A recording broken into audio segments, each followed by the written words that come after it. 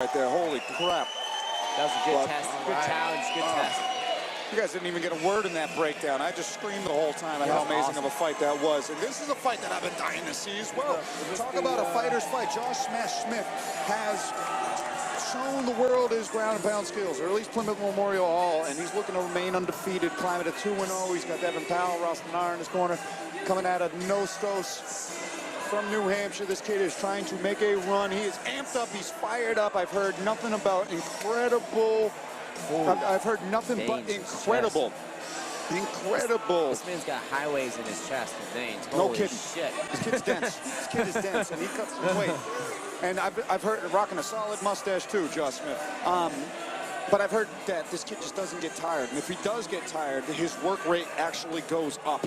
So we know that he is a devastating ground and pounder. That's where he's ultimately going to try and take this fight.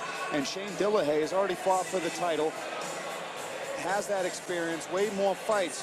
But this is one where both guys have so many puzzle pieces for their opponent to solve respectively. Coming out of Nostos, the head coach Devin Powell, got a lot of respect for that team. Always produce really, really tough guys, really well-rounded fighters. Nostos is making a resurgence. They're bringing a slew of fighters, and they got. They really are. There's a lot of fighters coming out of there, really good. And the next fight is a title fight with their fighter David Burke. Oh, yep. But for now, it's all about Josh Smith, looking to stay undefeated against the superstar Shane Dillehay out of Triforce. Superstar. Decorated wrestling background, found mixed martial arts after a stint in the sport of cheerleading, but an all-around athlete and tremendous grappler. We saw his grappling skills in his grappling super fight against Brandon Avila. He came up short in his title fight against Jack Congdon, the undefeated Jack Congdon. But here he is fighting the very next show, trying to propel himself right back into the top of the ladder at 170 pounds to try and get that amateur belt before making the next move in his career.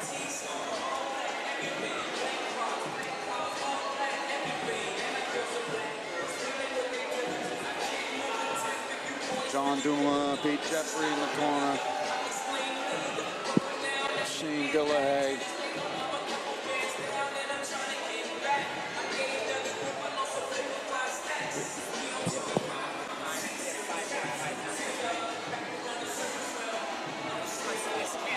No. That's up next. This one's canceled. 6 fights after this. Shane Dillehay getting the final pat down from Pete Jeffrey, legendary Pete Jeffrey in his corner, representing Triforce out of Pawtucket, Rhode Island. Another school that's been around forever and has produced some of the best talent in the New England region. As he makes his next walk, as he tries to climb back to title contention, as we await the tail of the tape for this welterweight matchup. Take it to the take it to the measurables, gentlemen. All right, Josh Smith coming in at 25, Shane 2 years his elder. Both men coming in at 170.5 pounds. The reach is equal. Josh Smith just an inch smaller than Shane, so it's just about even everywhere. This should be a good one. Here we go. Andy with the official call.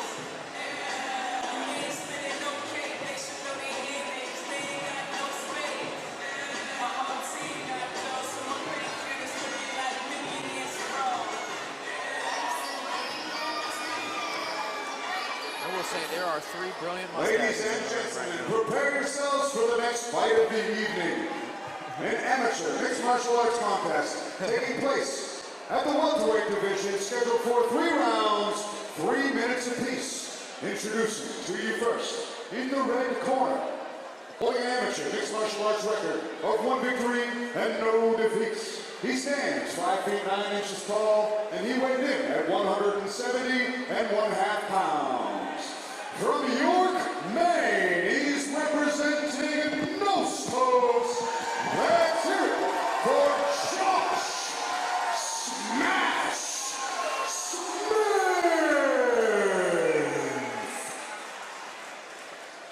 And now, introducing his opponent across from him in the blue corner, with an amateur mixed martial arts record of 2 victories and 2 defeats.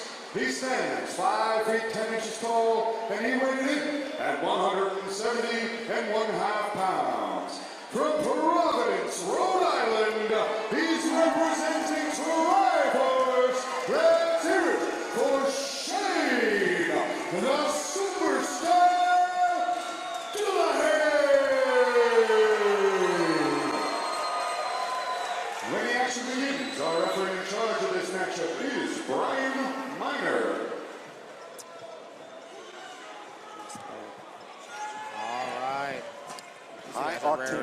High octane intensity in there. Shane Dillehay in the blue trunks, Josh Smith in the black trunks.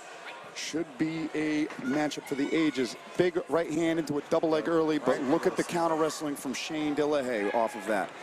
Nice kick. Right away. Smith looks to have a little bit more nervous energy. Trying to get that out. Once he settles in, he'll find himself. We had one fight, got finished in the first round. It's been a little while, so it's going to take a minute to get those jitters out. There you go. He's shooting in there a little early. Dillehay is very measured. You know, it's taking his time. He knows he doesn't have to rush. Good pressure here from Smith. You don't want to get your head lower than your opponent, though. You want to get that chin right into his jawline. Pardon me, your forehead, right into his jawline.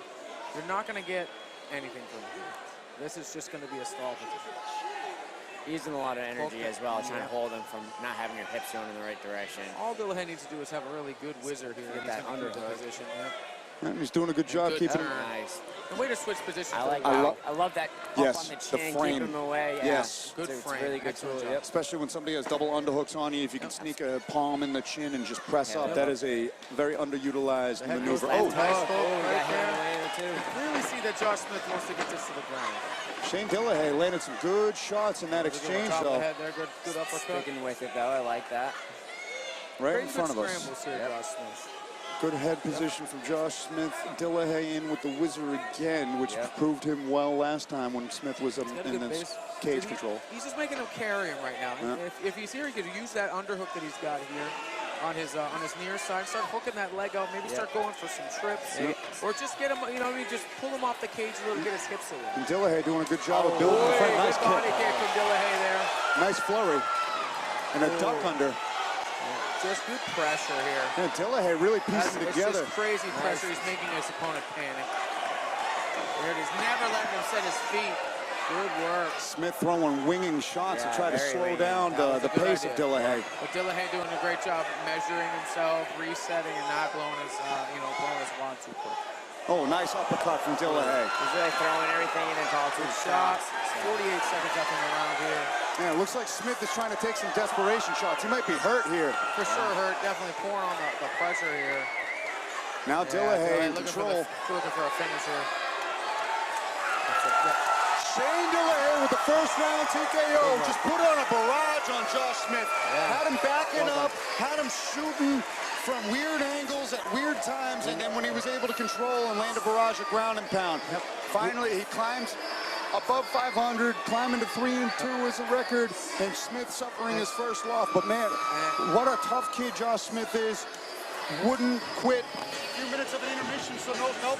And by the way, he looked so calm and reserved. He looked like a pro in there. Calculated. Absolutely. Oh, he was waiting to see if Josh Smith could get him to the ground. Once he realized that he couldn't, he started pouring on the pressure, pouring on the madness. He made it a fight. He just stepped forward. He came swinging, hit him hard shots, and he got underneath him a couple times, but you know. Yep. And unanswered strikes.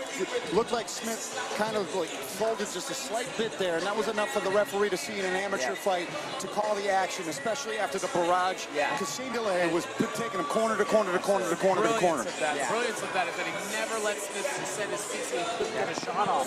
Even if he wanted to get under him, he couldn't set his feet to shoot. And it was just a really good game plan there. Good read there. Absolutely. All right, and Andy in here to get the decision official.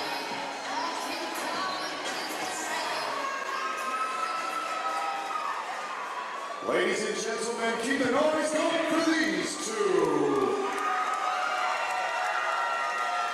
Referee Brian Miner has called a stop to this contest at 2 minutes, 28 seconds of round number 1. Giving you your winner by TKO, Shane the Superstar Dillehay. Great performance. Wonderful performance. Way to get back in that win column. Definitely, you know, maybe another one like that. You see him fight for the title again. But this kid is definitely somebody to watch. Yep. You know, gets over 500. Hey, man, I remember I started 500 in my pro career. Yeah. You know what I mean? I'm lucky to be where I am now. So bright future for Mr. Dillehay here. Cupcakes is taking the interview. All right. I'll be right back, gentlemen. 5 rounds for these two belts. 5-round belts, and then belt for Joe. I'm here with you on the stage, Dillehay. So I heard that you I have to were confirm. commanding the microphone and you were interested in making a call out. Let's hear it. Oh. All right. So, I think Brody's the next top guy in this division. I'd love to fight him. Just great stand up, I think. We have a little bit of a bone to pick with him. But I tell you what, if I don't end up going pro in November, I'm looking to fight him October 29th. October 29th, 170-pound title. Brody McDougal. Let's do it. Let's get it done. Yes, sir. Please. I love it. Thank you so much. Great fight. Amazing work. Getting the Here call we out, go. John. Shane Dillehay.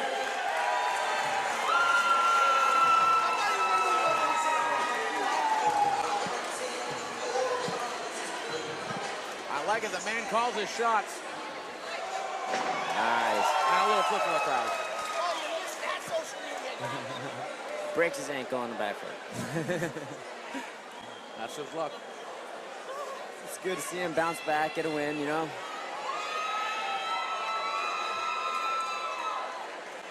Not just get a win, but It's win solid. in that Yeah. fashion, you Yeah, know? absolutely.